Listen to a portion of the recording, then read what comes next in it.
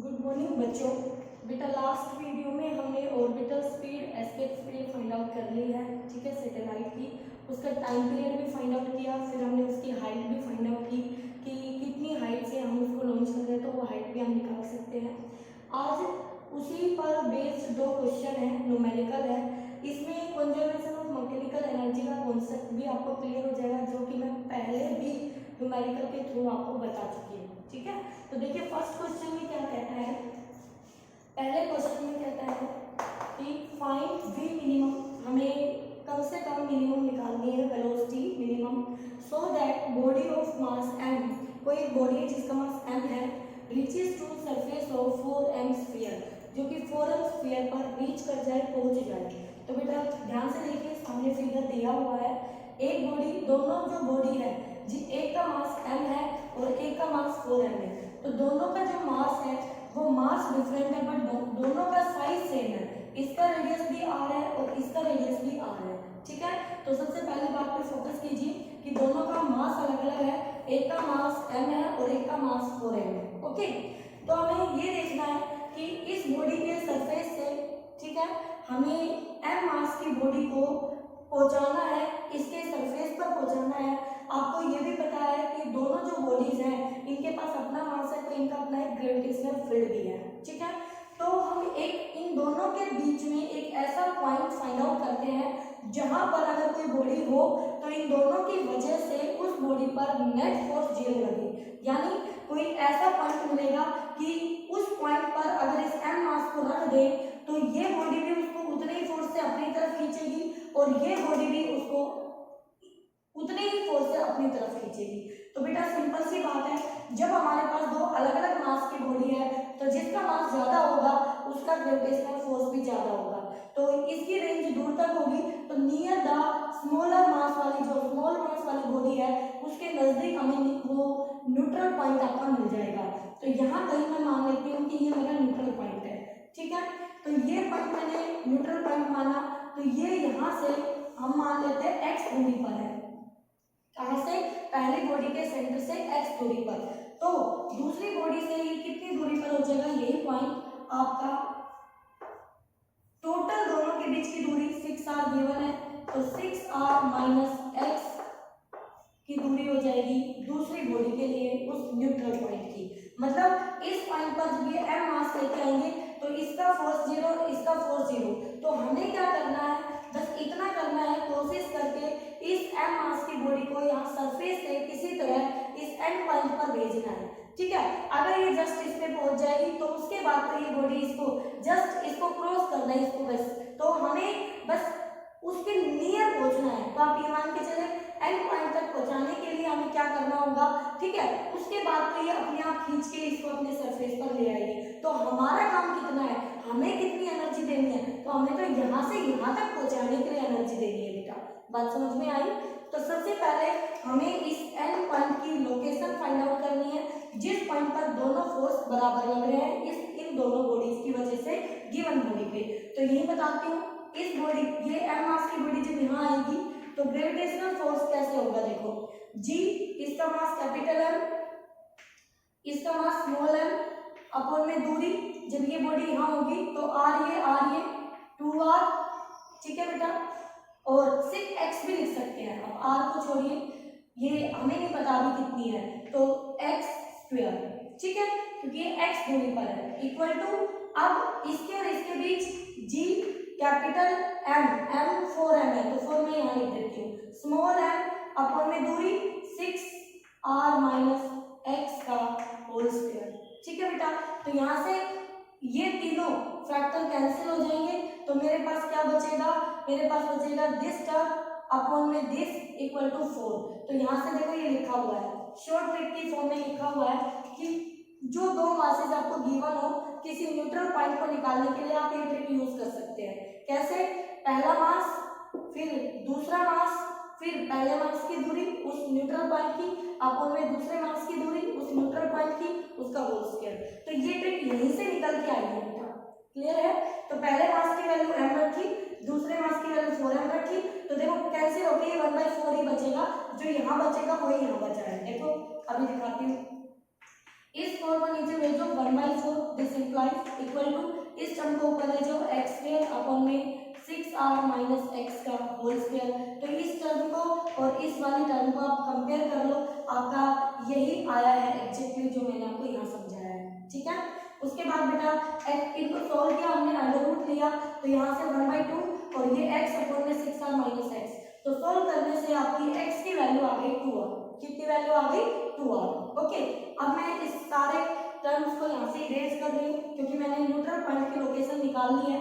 तो x निकल के आ गया है 2r, x आ गया है 2r, ठीक है। तो चलिए बेटा इसको हम इरेज कर देते हैं यहाँ से क्योंकि हमें स्पेस चाहिए। ओके, तो यहाँ से अब हमने इसको हटा दिया है, एक्स्ट्रा चीजों को नहीं रखा है। तो देखिए ये मास यहाँ मानना था, ठीक है।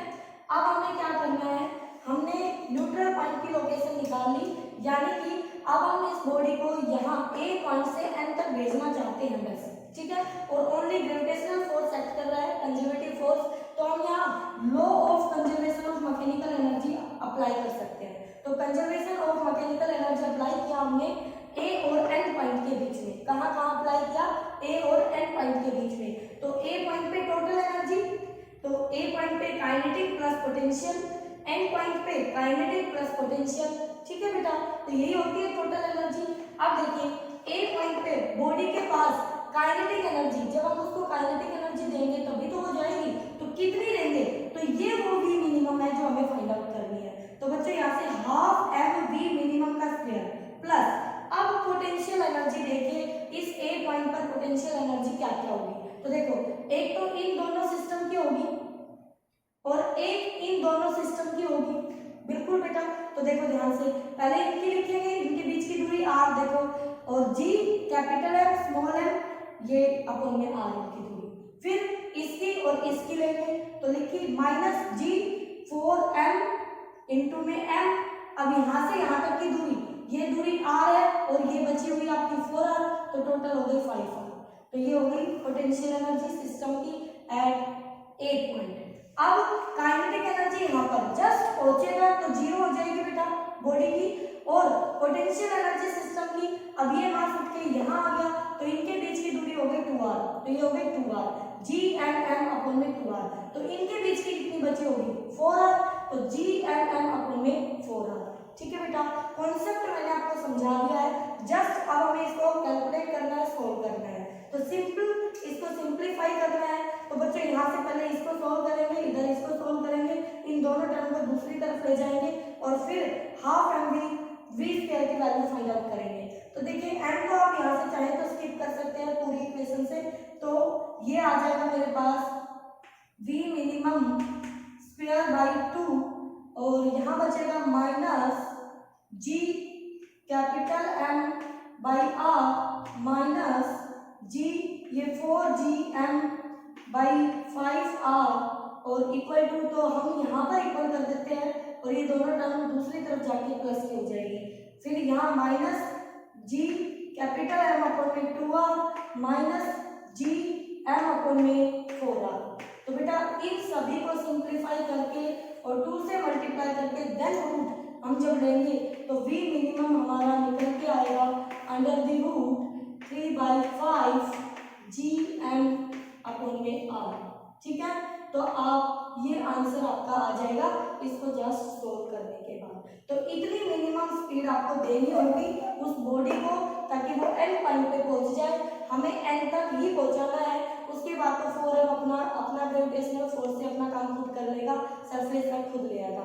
हमें उसके सरफेस पे ले जाके नहीं छोड़ना, हमें सिर्फ एन पॉइंट पे ले जाके छोड़ना है जहाँ पे जस्ट इसका फोर्स 0 होता है। तो उसके बाद हम जस्ट वाली कंडीशन पे निकाल रहे हैं, थोड़ा सा इधर होती है इसको अपने तरफ अट्रैक्ट कर लेना बेटा, ठीक है। तो ये था फर्स्ट न्यूमेरिकल। सेकंड न्यूमेरिकल में देखिए, सेकंड में कहता है कि अर्थ के सरफेस से 2r हाइट से हम एक बॉडी को लॉन्च करना चाहते हैं, एक सैटेलाइट को लॉन्च करना चाहते हैं, तो हमें उसको कितनी एनर्जी देनी पड़ेगी, ठीक है। तो ये हमारी अर्थ है और इसके सरफेस से m मास की बॉडी को 2r हाइट पे जाके लॉन्च करना है उसको, एक सैटेलाइट बनाना है, तो v ऑर्बिटल देंगे उसको, तो एक काइनेटिक एनर्जी मिलेगी उसको हाफ एम वी नॉट का स्क्वायर। ठीक है बेटा, तो वो एनर्जी निकालेंगे कितनी देनी पड़ेगी, साथ में यहाँ से यहाँ तक ले जाने के लिए एक वर्क करना पड़ेगा हमें, वो वर्क डन, और दोनों एनर्जी को हम ऐड कर देंगे, तो वो टोटल एनर्जी हमें उसे प्रोवाइड करनी पड़ेगी। यानी एक हाइट पे ले जाने के लिए एक वर्क करेंगे, पहला वर्क, दूसरा उसको उतनी नेसेसरी एनर्जी भी दे ताकि वो अपने सर्कल में घूम के, अपने ऑर्बिट में घूम के नेसेसरी सेंट्रीपिटल फोर्स उसको मिल जाए। तो देखिए बेटा, सबसे पहले हमने वर्क डन फाइंड आउट किया है उस सैटेलाइट को, जो इनिशियल टू फाइनल पोजीशन के लिए हमें करना पड़ा, तो final potential energy minus initial potential energy हम यहाँ पर करेंगे। तो इस सरफेस से इतनी हाइट पर अगर मुझे पोटेंशियल एनर्जी फाइंड आउट करनी हो, तो क्या मैंने एक फॉर्मूला बताया था आपको, जो हम किसी भी हाइट के लिए लिख सकते हैं, नियर द सरफेस के लिए mgh और किसी भी हाइट के लिए mgh अपॉन में 1 प्लस h अपॉन में r। आपको फॉर्मूला याद होना चाहिए बेटा। तो यहाँ पर h की वैल्यू पुट की हमने 2r, ठीक है, ये r से r कैंसिल हो गया, नीचे 3 बन गया, 2/3 mgr। तो ये तो मेरा वर्क आ गया, इतना वर्क तो मुझे करना होगा उसको 2r हाइट पे ले जाने के लिए। अब ये थोड़ी ना इतना वर्क करके उसको ले जाके और 0 स्पीड से छोड़ दूंगी, तब थोड़ी ना घूमेगी वो, नहीं बेटा।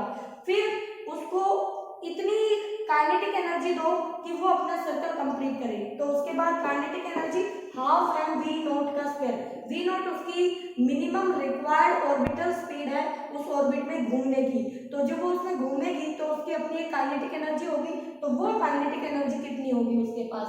तो कहने का मतलब आप उसको वी नॉट प्रोवाइड कर रहे हो, तो वो वी नॉट की ही टर्म में एनर्जी देख रहे हैं, तो हाफ एम वी नॉट का स्क्वायर, वी नॉट क्या होती है बेटा, जी एम अपॉन में आर। अब यहाँ ध्यान देना, ये जो आर है ये सेंटर से उस ऑर्बिट की दूरी है, तो यहाँ पर स्मॉल आर 3r के इक्वल होगा, गलती मत कर देना बेटा मिस्टेक से, इसमें जी एम अपॉन में आर, और आर हमारा क्या है 3r के इक्वल है, कैपिटल 3r के इक्वल। ओके, उसके बाद आपने हाफ एम और इस वी नॉट की जगह वैल्यू पुट कर दी जी एम अपॉन में 3r, स्क्वायर है, अंडर रूट खत्म कर दिया बेटा, तो ये आ गया जी एम अपॉन में 6r। दूसरी एनर्जी ये आ गई आपकी। अब एक टोटल एनर्जी के लिए इन दोनों का हमें क्या करना है, सम करना है। तो बेटा लास्ट में वैसे ही सोल्व किया मैंने, तो जैसे आप 2/3 mgr प्लस इसमें ऐड करेंगे जी एम एम अपॉन में 6r, तो यहाँ से जी आर को रिप्लेस कर रहे हैं आप, दोनों को ऐड करने के लिए पैरामीटर सेम होने चाहिए, तो जी आर के लिए क्योंकि जी होता है जी एम अपॉन में आर स्क्वायर, तो आपको तो जी आर की वैल्यू चाहिए, तो जी आर हो जाएगा जी एम अपॉन में आर, तो वहां पर भी ये लिखा है बच्चों, तो 2/3 एम जी एम अपॉन में आर, तो यहाँ पर ये जी आर कैंसिल हो गया और जी एम अपॉन में आर, तो ये आपके पास आ जाएगा 1/6 जी एम एम अपॉन में आर। अब जी एम एम आपका कॉमन आ जाएगा अपॉन में आर, ये 2/3 है, ये 1/6 है, तो यहाँ से 6 एलसीएम लिया, ये हो गया 4 + 1, तो ये आ गया 5/6 जी एम एम अपॉन में R. This is the total energy required, जो कि आपको एक सैटेलाइट को उसके सरफेस ऑफ अर्थ से लॉन्च करने के लिए चाहिए बेटा। ठीक है, तो ये कॉन्सेप्ट है, ये अच्छे से क्लियर कर लेना बच्चों न्यूमेरिकल से, एक बार देखो, 2 बार देखो वीडियो को, फिर भी कोई डाउट हो तो पूछ लेना। ओके बेटा, तो यहाँ तक अच्छे से कर लेना। अब इसमें हमारा एक टॉपिक रह गया है कैप्लर्स के लॉ, तो नेक्स्ट वीडियो में हम उनको डिस्कस करेंगे। ओके।